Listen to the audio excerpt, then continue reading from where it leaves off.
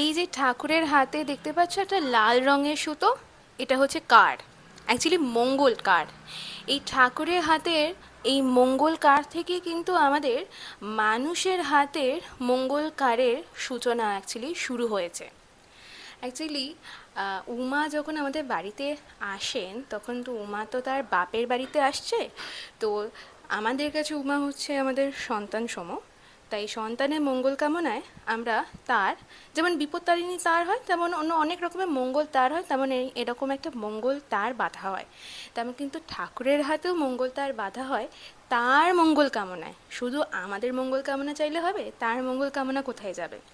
তাই সমস্ত দেবীদের হাতে বা স্পেসিফিক্যালি বলা ভালো, যেমন এদিকে রয়েছে লক্ষ্মী দেবী, এদিকে রয়েছে সরস্বতী দেবী, দেখতে পাচ্ছ তোমরা এখানে লাল কার বাঁধা রয়েছে। আর পুরুষ যারা রয়েছে তাদের হাতে থাকবে সাদা রঙের। এখানে সাদা রঙের রয়েছে, আলোতে হয়তো প্রপারলি বোঝা যাচ্ছে না, আমি মহিষাসুরেরটা দেখাচ্ছি। এই যে রয়েছে সবুজ সবুজ একটা ধানের ছোট্ট মতো একটু গুচ্ছ রয়েছে সাদা সুতোর সঙ্গে।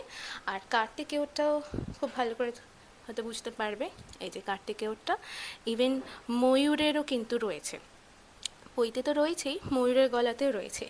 যেগুলো বা যে সমস্ত দেবরা থাকবে, দেবতা মধ্যে যারা দেব, তাদের পুরুষদের হাতে থাকবে সাদা সুতো আর মহিলাদের হাতে থাকবে লাল সুতো। আচ্ছা, বলো তো দেখি সুতো দেখে যে এই সিংহটা পুরুষ না মহিলা? Yes, you are right, it's a girl, মহিলা।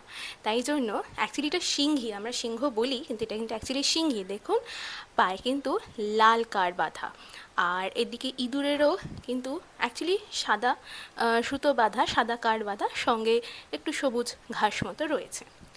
দেবী দুর্গার হাতেও অল্প ধানের ছড়া রয়েছে, সুতো রয়েছে, আর তার সঙ্গে এরপরেও মেজারলি কালকে বাঁধা হবে।